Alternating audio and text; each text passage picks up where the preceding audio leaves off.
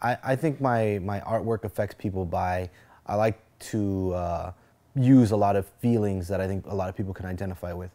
So for me, when they look at my work, it's the same feeling I would hope that they get when they see a Monet or a Cezanne or an Andy Warhol piece. I want to have that same power. I always try to see what artists that really are already in history books were able to establish, and I try to use that same, I guess, mystical power to convey very human feelings. What I think inspires me as an artist is just living, loving things and feeling pain from things and being angry. It's all those things balled up, and I think that's what my art comes from, and that's what it is. I have this ability to create and do it all the time, and I want to make the most of it. I often tell people that after I paint something, I don't want anything to do with it. It's therapy. Once it's done, it's done. It's like ex-girlfriends or ex-lovers. You experience all these feelings, you let all these feelings out, and then it's time to move on, and that's just my process of making art. It's a very primitive way of looking at it, and I just feel like I need to get these feelings out, or else, you go crazy. After a certain point, you kind of start depending on it, and then you kind of just keep creating. People like us, like artists, just don't stop, and we keep doing it, and then it becomes a part of us. My work has always sort of been, I use a lot of my subconscious mind. I don't really set out with an idea. I always kind of take in the news, life experiences, what you experiences with different people, just pretty much living my life. And I kind of paint those things, but without necessarily forcing them. They just kind of come out of me very organically. I'm really interested in technology. The internet, I think, is a really great way for the artist to get rid of the middleman in some ways and grab your work and distribute it the way you want it to be distributed. Me and my brother started a technology company where anyone can create web-based magazines, and that's our way of contributing to for people to get their ideas out. And what a better way than an artist to have their own magazine. So I think it's really important for artists to really look at the changes of media. We live in a time more than ever where you can do things and you could be your own boss, and you don't necessarily have to follow the status quo of this is the way an artist should be. But I think more than ever, you can really grab all these things at your disposal and just make things happen for yourself. You don't really have to depend on anybody. And I think in today's age, if you depend on anybody wholeheartedly, I think you're in trouble. For me, for a long time, I was always considered like, this Hispanic artist or this Cuban artist. And the fact of the matter is I was born in America. So for me, and like just with everything that's going on in the world, I just wanted to do something that's so American. And that was become a Freemason. And then I'm also very interested in a lot of ancient mysteries, like the pyramids, alchemy. I'm really interested in the Freemasons. I don't necessarily put anything of the Freemasons in my work.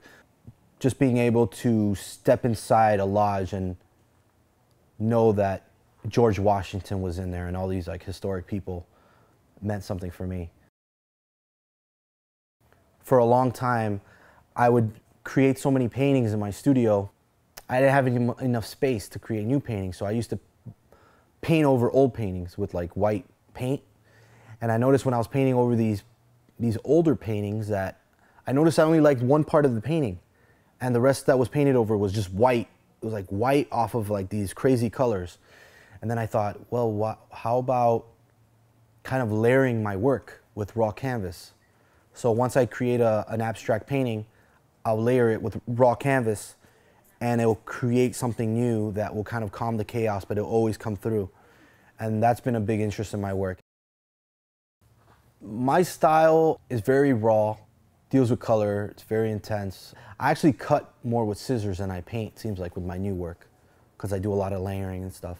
But I love painting. So my new work is about layering paintings with raw canvas.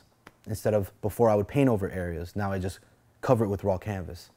So if you wanted to, at the end of the day, you could really tear up the canvas and see what's underneath. And I think that takes off after, now more than ever, people are vandalizing artwork in museums. So I create my work where it's very easy to vandalize, because I feel like it's a lot of contemporary things that are happening. It's just there, but I don't necessarily try to put it in your face. I think the power of control isn't necessarily in your face and doesn't say we're controlling what's going on. And as an artist, I would hope that I'm some type of magician that controls what people see and what people can perceive. And it's a very hard thing, and maybe I shouldn't be telling you right now, but I think that's a very strong force that you know, I like to explore.